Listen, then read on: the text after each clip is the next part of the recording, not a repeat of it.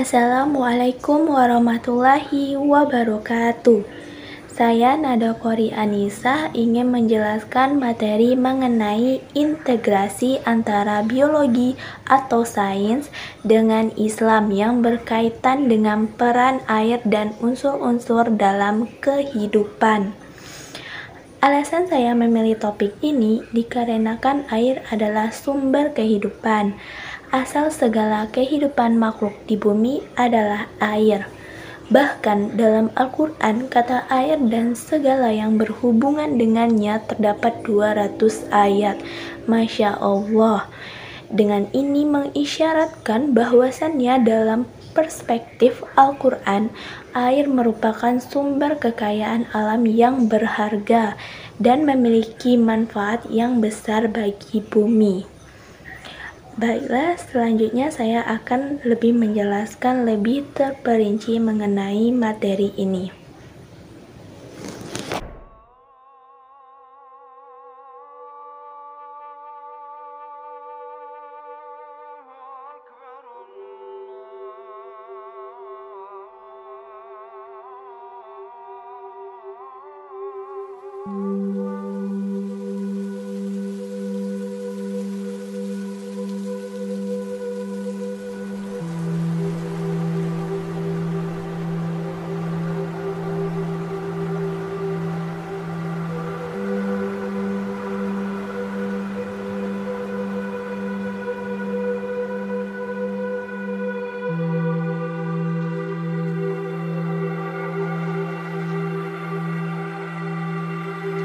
Merupakan kumpulan molekul yang tersusun dari 2 atom hidrogen dan 1 oksigen. Air ini banyak tersedia di muka bumi dan tidak hanya di permukaan tanah saja, akan tetapi juga di atmosfer berupa uap air yang biasa tampak sebagai awan. Menurut ilmuwan sains, muasal kehidupan makhluk di bumi adalah air. Ada 3 teori yang mereka kemukakan untuk mendukung argumen itu. Yang pertama adalah adanya kehidupan bumi bermula dari munculnya reaksi rantai kimia yang panjang dan kompleks. Serantai kimia tersebut dipercayai dimulai dari air laut. Yang kedua, peranan air dalam kehidupan diasosiasikan dalam bentuk bahwa semua makhluk hidup berasal dari cairan sperma. Sperma berasal dari saripati makanan dan makanan berasal dari tumbuh-tumbuhan yang tidak dapat hidup tanpa air. Ketiga adalah air menjadi unsur penting agar makhluk dapat bertahan hidup dan menjaga kelangsungannya. Hingga semakin besar komposisi tubuh makhluk hidup adalah terdiri dari air. Temuan yang dikemukakan oleh sains serta muasal kehidupan dari air juga dijumpai dalam Al-Quran. Terdapat dalam Quran surat Al-Anbiya ayat 30. A'udzu billahi minasyaitonir rajim. Bismillahirrahmanirrahim. Waja'alna minal ma'i kulli syai'in hayy afala yu'minun, yang artinya, dan kami jadikan segala sesuatu yang hidup berasal dari air, maka mengapa mereka tidak beriman? Dari penafsiran ayat tersebut dapat diketahui bahwasannya air adalah sumber dari semua kehidupan yang diciptakan oleh Allah Subhanahu wa Ta'ala. Dengan demikian, air menjadi unsur yang sangat penting, bahkan paling penting dalam kehidupan. Hal ini memberi konsekuensi bahwasannya manusia harus bersikap positif dan bertanggung jawab untuk keberlanjutan ketersediaan dan kebersihan air bersama sumber-sumber yang disediakan Allah di alam semesta ini. Allah menganugerahkan berbagai nikmat kepada manusia. Dialah yang telah menurunkan air hujan dari arah langit untuk dimanfaatkan guna memenuhi kebutuhannya.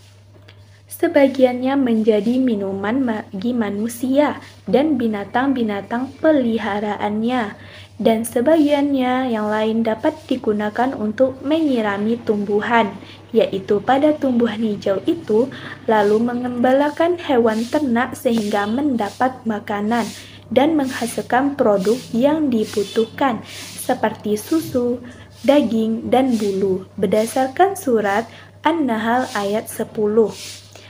A'udzu billahi minasyaitonir rajim. Bismillahirrahmanirrahim. Huwallazi anzala minas samaa'i ma'an lakum minhu syarabu wa minhu syajarun fihi tusimun. Sadaqallahul azim. Terjemahannya adalah, dialah yang menurunkan air hujan dari langit untuk kamu, sebagiannya menjadi minuman dan sebagiannya menyuburkan tumbuhan. Padanya kamu mengembalakan ternakmu. Dan juga terdapat dalam surat lain, yaitu surat As-Sajdah ayat 27. A'udzu billahi minasyaitonir rajim. Bismillahirrahmanirrahim. Awalam yarau anna nasuqul ma'a ilal ardil juruzi fanukhriju bihi zar'an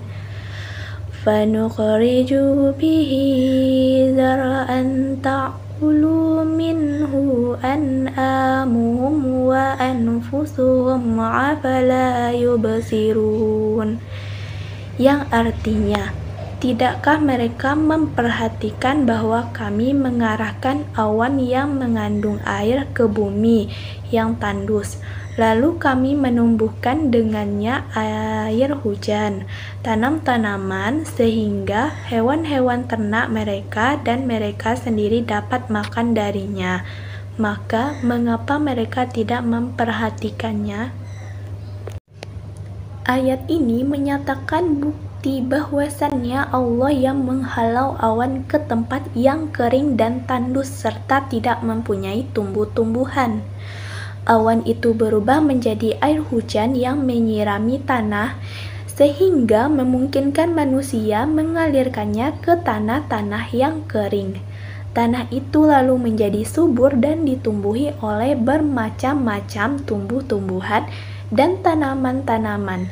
Sebagian tanaman itu dimakan oleh manusia dan sebagian lagi oleh binatang ternak piaraan mereka. Hikmah mempelajari kajian topik ini adalah kita dapat mengetahui kehidupan di muka bumi ini bermuasal dari air dan sangatlah tergantung pada air. Banyak sekali manfaat yang tidak dapat terhitung dari adanya air di kehidupan bumi ini. Oleh karena itu, kita harus selalu bersyukur kepada Allah Subhanahu wa Ta'ala yang telah memberi rahmat kepada kita, dan selalu menjaga kebersihan air bersama sumber-sumbernya yang disediakan Allah di alam semesta ini.